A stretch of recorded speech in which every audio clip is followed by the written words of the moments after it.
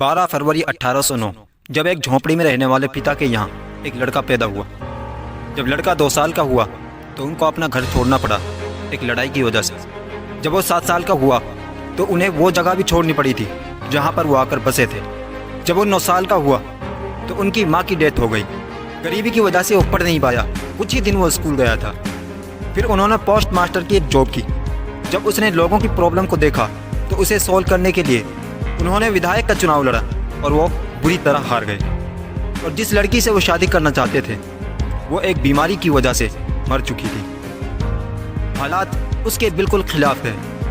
इतने बुरे दिन देखने के बाद वो इतना डिप्रेशन में चला गया कि अपने पास चाकू और छुरी को भी नहीं रहने देता, क्योंकि उन्हें शक था कि कहीं मैं डिप्रेशन में आकर अपने आप को ना मार डालूं। फिर एक बार उन्होंने विधायक का चुनाव लड़ा, इस बार वो जीत गया।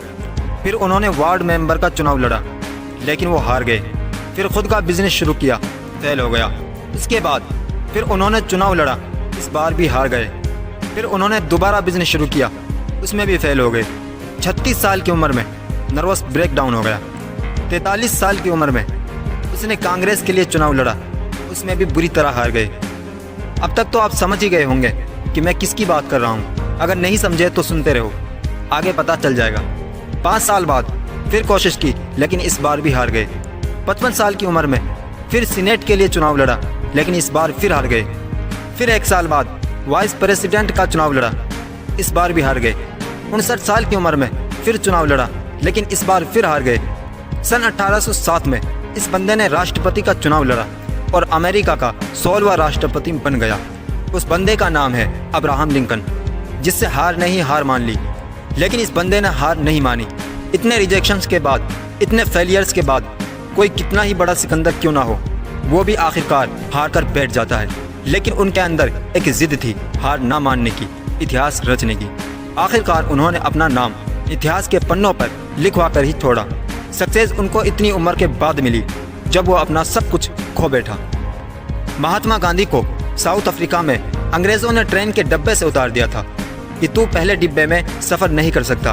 गांधी जी ने कहा कि मेरे पास टिकट है, तो अंग्रेज़ों ने कहा कि कुछ भी हो तू इस पहले डिब्बे में सफ़र नहीं कर सकता, और धक्का देकर ट्रेन से उतार दिया। तो गांधी जी ने जवाब दिया कि तुमने तो मुझे केवल ट्रेन से निकाला है, अब मैं तुमको इस देश से निकाल कर फेंकूंगा। इसी तरह एक और कहानी जो आपको ज़िद्दी बनाकर छोड़ेगी। दशरथ मांझी की पत्नी 57 किलोमीटर तक फैले पहाड़ से नीचे गिरकर मर गई थी। उस इंसान के मन में जिद आ गई कि इस पहाड़ को तोड़ना है। 22 साल लगे, लेकिन हिम्मत नहीं हारी और केवल एक छेनी और हथौड़े से 57 किलोमीटर का पहाड़ तोड़ डाला। दोस्तों, ये सब जिद्दी लोग थे। अगर आप भी सक्सेस होना चाहते हैं तो आपको जिद्दी बनना पड़ेगा। अपनी सक्सेस के लिए जिद्दी बनना पड़ेगा। जिद पा लिया जनाब, क्योंकि जिद्दी इंसान किसी से नहीं डरता। जिद पा लिया जनाब, क्योंकि जिद्दी इंसान अपने फैसले खुद लेता है, उसे समाज से कोई फर्क नहीं पड़ता।